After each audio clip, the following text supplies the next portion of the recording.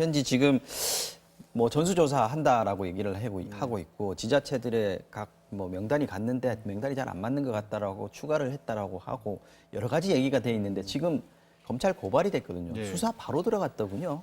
바로 배당을 했습니다. 사건의 특성에 비춰봐서 바로 배당을 했고요. 네. 이제 신천지에 피해를 입은 분들을 피해를 입었다고 주장하는 그 단체가 분들의 있더군요. 단체가 있습니다. 그 단체에서 감염병 예방에 관한 법률이라든가 네. 아니면 이제 총회장으로 불리는 이만희 총회장 개인의 뭐 횡령이라든가 배임 같은 부분들을 들어서 고발을 했습니다. 네. 근데 이 고발한 걸 보면 말씀하신 것처럼 정부에 협조를 하고 있으면서 명단도 제공을 하고 있고 장소도 공개를 하고 있는데 이 고발하신 분들의 입장에 따르면 맞질 않다. 숫자가 일단 많이 달라지고 있고 그리고 처음에 제공을 했던 명단 이후에 정부에서 예를 들어서 교육생 같은 경우에는 왜 제공을 안 하냐고 하니까 지회 차원이라서 파악이 안 된다고 했다가 정부에서 계속 요구를 하니까 또 7만 명가량을 추가를 했단 말이에요. 그러면 맞아요. 이걸 처음부터 가지고 있으면서 안 줬다는 얘기 아니냐. 이거는 명백하게 어찌 보면 이 수사를 방해하는 것이라고 볼 수 있다라고 주장을 하고 있고 특히 이건 이제 저희가 종교의 문제를 다루고자 하는 게 아니라 이 종교가 가진 특성 때문에 가지는 건데 네. 이 피해자분들이 주장하는 것은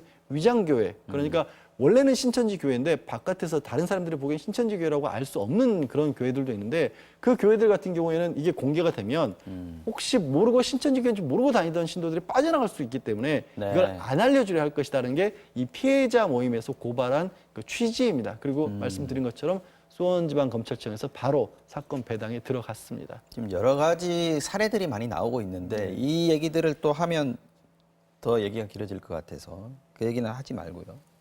대신에 이제 얘기는 좀 해봐야 될 것 같습니다.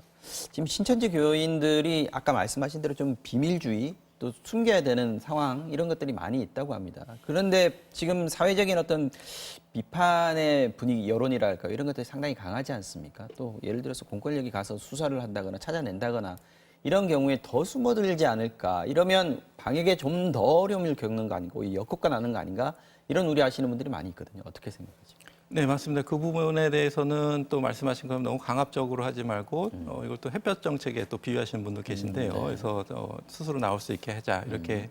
그래서 제 생각엔 좀 충분히 이렇게 스스로 나올 수 있는 기회도 주고 하지만 또 거기에 협조를 잘 안 하면 또 공권력 강화하는 방법도 있을 것 같고요. 네. 그다음에 또 무엇보다도 중앙 정부와 또 지자체뿐만 아니라 사실은 그런 데는 그 동네 분들이 또 잘할 수 있거든요. 그래서 마을 단위로도 이렇게 좀 같이 연락을 해서 이런 어떤 집단 모임 같은 것이 있는지 또 좀 소통을 하고 그다음에 이분들에 대해서도 아무래도 좀 공권력으로 이렇게 강제적으로 하는 데는 아마 좀 한계가 있을 수 있을 것 같습니다. 아무리 찾으려고 해도 좀 안 찾아질 수가 있겠는데 그래서 일단은 확진 검사만 하더라도 어떻게 보면 이제 본인이 또 신천지라고 검사를 받고 싶어서 신천지라고 속여서 또 이렇게 검사를 받았다 문제가 될 정도로 맞아요. 이분들을 위해서라도 좀 협조하고 네. 또 본인을 위해서도 그렇고 또 다른 분들을 위해서도 좀 협조도 하고 그다음에 만약에 좀 협조가 안 되는 부분은 좀 공권력도 적절하게 집행해야 된다고 생각합니다. 알겠습니다. 오늘은 여기까지만 듣겠습니다. 지금까지 김경우 인제대 백병원 가정의학과 교수님 그리고 양지열 변호사님 함께 했습니다. 고맙습니다.